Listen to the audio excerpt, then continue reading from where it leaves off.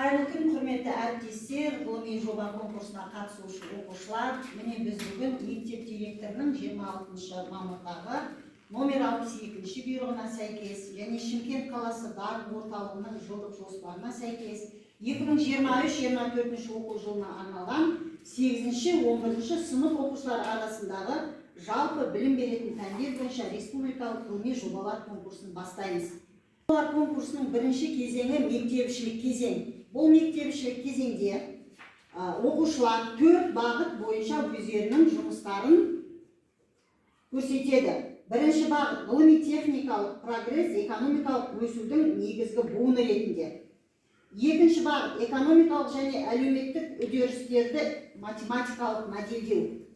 Үшінші бағыт салауатты табиғи орта Қазақстан 2030 стратегиясын жүзеге асырудың негізі. Төртінші бағыт Қазақстанның тарихи ескерткіштері және перспективалық туристік маршруттар. Осы секциялар бойынша біздерде жұмыстар ұсынылған. Жұмыстарымызды ережеге сәйкес қорғауға уақыт беріледі. Рәсімделуіне, сіздердің қорғауларыңызға, жұмыстарыңыздың ғылымилығына, практикалық тұрғыда пайдалануына байланысты әділ қазылар алқасы өзінің шешімін шығарып, келесі кезеңге оқушыларды іріктеуден өткізеді. Құрметті менің ақылды оқушыларым, барлықтарыңызға сәттілік тілеймін.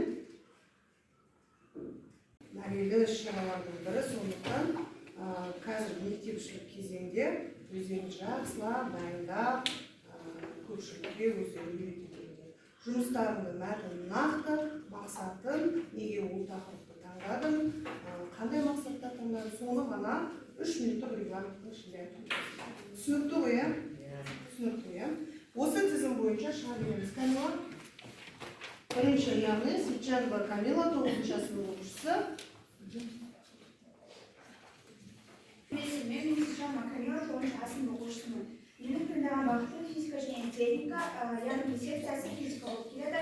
Маған берілген тақырып шағын күн электр станцияларын жобалау. Ең алғашында мен жоспар таныстырып кетсем, кіріспе, аннотация және де 5 секцияда бөлінген. Ең алғашқысы күн энергияның даму тарихы, одан кейінгі күн энергиясының даму жолдары, келесіде қазіргі таңда мобильді, телефон, смартфон қазіргі таңда көп пайдаланылады және де көп мөлшер уақыт сол телефон құрылғыға уақыт бөлінеді. Ол телефонға кетірген әрбір уақытты күн энергетика адамның бойына сіңіруге келеді. Энергетика бұл экономика саласының бір түрі болып келеді. Энергетика бұл өндірістің ғылымның және де біртұтас дамуының индикаторы болып келеді. Энергетиканың күн энергиясына қатысы көп. Айтамыз. Бірінде негізгі айтқым келгені күн бұл қуат көзі. Күннің 0,5% осы әрдайым кетіп тұрған энергия көздері болып келеді. Және күн энергиясы қондыратын жасай өндірістердің тиімді әрі дамытулар негізгі жүргізуі қажет болып келеді. Глобальное потепление угроза человечеству. Причины глобального потепления — сокращение тропических лесов, загрязнение воздуха, расширение озонового слоя, рост концентрации парниковых газов. Глобальное потепление — самая большая проблема, стоящая перед человечеством. Планомерные алые ядерные боеголовки могут показаться забавным по сравнению с этим мировым явлением. Газа такие повышения энергоэффективности и экономики, топливо для транспортных средств, переход на электромобили, увеличение использования энергии ветра и солнца, использование биотоплива и неорганических отходов, защита леса. Или опасных работ. В лабораториях используют механические руки для работы с опасными веществами, а также на производстве, например, собирают автомобили. Роботы работают спасателями, они разбирают завалы на месте катастроф и ищут людей, а также роботы используются для охраны общественного порядка. The aim of our work is to introduce the structure of borrowed words in English. To reach the goal we work, to examine theoretical sockets and borrowed words in English. To do a lexical analysis of borrowed words in English. The scientific knowledge of this research is in identifying as the factors influencing the formation of borrowed words in English. Language. It consists of words borrowed from other languages. Languages grow, develop, and change. There are 9 languages that influence the English dictionary: Japanese, Russian, Italian, German, French, Chinese, Spanish, and even Persian. During the Norman occupation, more than 10,000 new words were introduced, and most of them are still in use. These are the words cake, folk, die, happy, husband, legs, estate, and bingo. And French language. The influence of the French language is easy to recognize today. 30% of the vocabulary comes from French. So many of the words you can remember now, we probably words borrowed from Japan. Thus we have yakan, kimono, sudoko, karaoke is the original meaning of beach school children. First of all, English lessons should have a focus on borrowed words in English. Second, during the English lessons, students need to get introduced with the notion of borrowed words in English. Third, while communication and creating some role play activities, students need to use at least 3 or borrowed words in English. What's my aim to choose this topic? Because new technologies are inventing nowadays, so I wanted to say to our nations that learning other languages becomes very easier while AI is invented. So I've sorted out my project into 5 ChatGPT, what created Elon Musk. Second, intelligent language tutors, Duolingo and Cake, for example. In chatbots, you can answer and ask questions, discuss, and etc. In language, asks a learner's proficiency level, identify areas for improvement, and provide customized learning. So I logged in, but you will have to see not in it. I asked a question to the neural network. It wrote me very interesting and fresh answer. Answer contained paragraphs and decision. Very good, isn't it? Hi. Will I win this competition? Мен осы соревнованияны ұтам ба деп сұраймын. Міне маған жауап бере алады. Айтып отыр. Егер сіздің выступлениеңіз жақсы болса, сіз ұтуыңыз мүмкін. Удачи деп жатыр. Ученица 7 класса.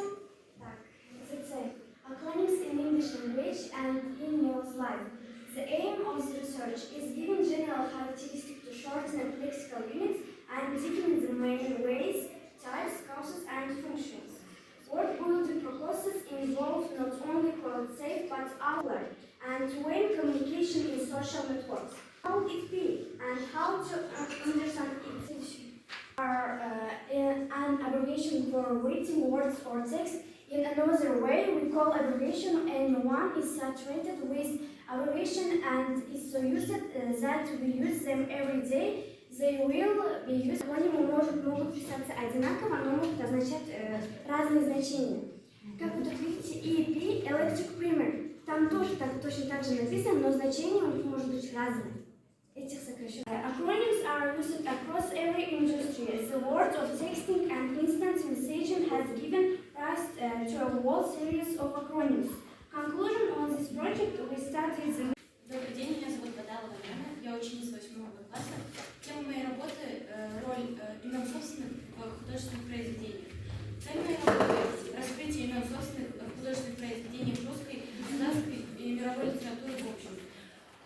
Я разобрала 7 произведений, несколько из которых я проанализирую сейчас для вас.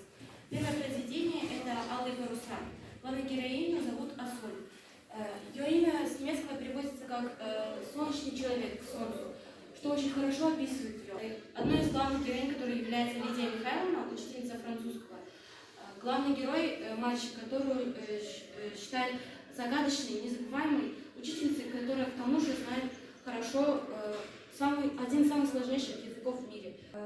В заключение я бы хотела сказать, что литература – это загадка, которую прежде всего надо разгадать и понять, освоить ее. Поэтому литературные произведения и имена собственные в них очень важны, чтобы понять характер героя, его мысли, слова, его поведение и поступки.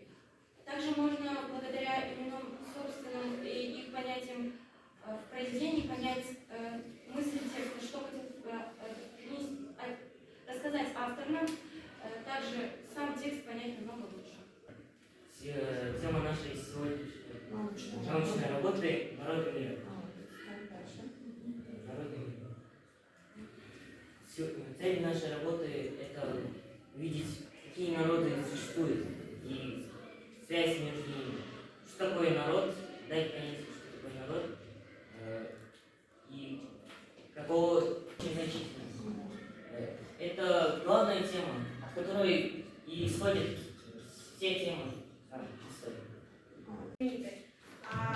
Примет пирамида Хеопса. Именно.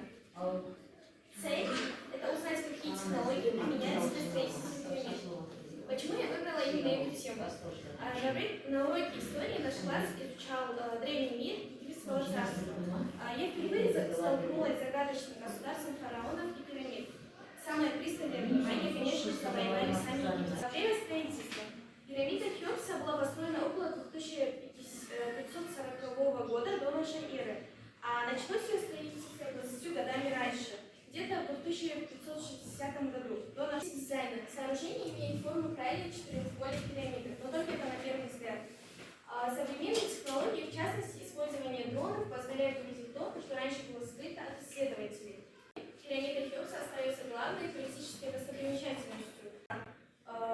Такой пирамидой, которая полна загадками, тайнами, над которыми работают ученые, но еще не разъяснили все. Света.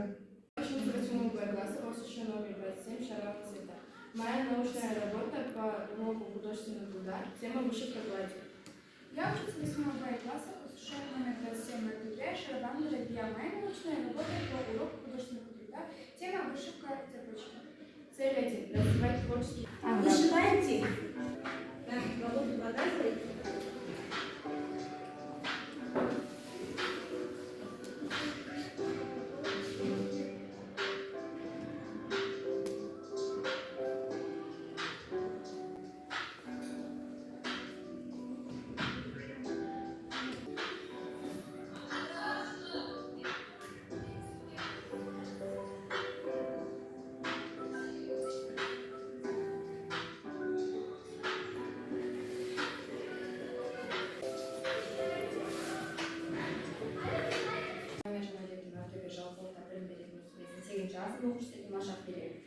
Биология пәнінен ғылыми жоба фастфуд немесе жеңіл тағамдардың адам ағзасына әсері. Зерттеудің мақсаты фастфуд өнімдерінің мектеп оқушылар денсаулығына әсерін анықтау. Фастфуд, ағылшынша фастфуд, тез тамақтану, тез әзірленетін тамақтар. Фастфуд термині ең алғаш рет 1951 жылы Мерім Уомстед сөзінде енгізілген. 1925 Менің аты жөнім Ералиев Насыл, 10-шы А сынып оқушысы. Таңдаған бағытым сауалды табиғи орта және Қазақстан 2030. Таңдаған тақырыбым жүрек аурулары және оның алдын алу жолдары. Бұл тақырыпты таңдағандағы мақсатым жүрек ауруларын қалай алдын алуға болады және олар осы аурулармен ауырмау үшін не істеу керек. Осыны түсіндіргім келді. Жүрек қан тамыр аурулары әлемнің көптеген дамыған елдеріндегі денсаулық сақтаудағы ең басты проблемалардың біріне айналып отыр. Бұл кесіммен қаза болады. Жүрек қан тамырлар ауруларын қоздыратын тағы бір себеп стресс, торығу. Ол адамның жасына қарамай жүрек талмасына шақырады. Адамның көңіл күйін, денсаулығына әсері мол. Көңіл күйдің толқуы, мазасыздануы біріншіден адамның миы арқылы беріледі. Жағымсыз эмоциялар вегетативтік жүйені қоздырады. Одан бары ағзадағы қан айналымына, ішкі органдарына эндокринді балансын бұзады. Сақтау қажет. Тиімді тамақтану ережелерін сақтау. Майлы тамақтарын бас тарту, тұзды пайдалану мөлшерін азайту. Тәулігіне 4 грамм құрамында калий мол, бұршақ, өрік құрма, теңіз қырыққабатын тамақтары көп пайдалану заттарды денеден шығарады. Міне сондықтан да өз денсаулығына қарау қажет. Айына кем дегенде бір рет дәрігерге тексеруге бару қажет. Дұрыс тамақтанып, салауатты өмір салт ұстану қажет. Сонда ешқандай жүрек аурулары сізді мазаламайды. Біздің ағзамызға еніп, асқазан ауруларын тудыруы әбден мүмкін. Және де тексеріп бар. Крыжовый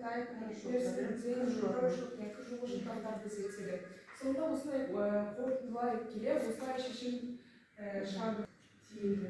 Біздің көп адамдар қаржылай жақтан азындауын алады. Бірақ оның маңыздылығы, оның қоспасы фосфор деген құрама.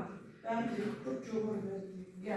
Оқса, және де химиялық заттарды балалар қолы жетпейтін жерге қойса, химиялық заттардың адам денсаулығына зияны мен пайдасы жайлы видео роликтер шығарылса көптеп, және де елімізде адам денсаулығына және қоршаған ортаға зиянсыз тұрмыстық химиялық көптеп шығарылса, заттар химия. Мектеп қабырғасында факультативтік сабақтарда тұрмыстық химияның зияны туралы көптеген іс-шаралар жасалса, практика жүзінде де көрсетсе. Ғылыми жобаға вирусология ғылымының даму тарихын алып отырмын. Вирусология ғылымының дамуы өте пайдалы. Соның арқасында біз вирустарды басын қайтарып жүруге үйрендік. Сол вирустардың физиологиясын, генетикасын, сонымен қатар вирустардың эволюциясын және қоршаған ортада мәселесін зерттейтін бөлімі. Медицина және ветеринарлық вирусологиясы ең алдымен адам мен жануарлардың жұқтыратын вирустарын қарастырады. Олардың жұқпалы және онкологиялық ауруларды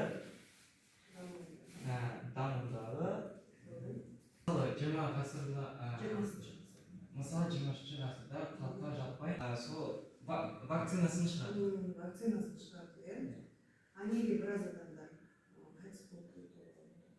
Ол вакцинасы тоже сол вирустың кішкентай бөлігін алып, соны қолданып, соның арқасында вакцина ойлап тапты да, и соны денесі шыдай алмай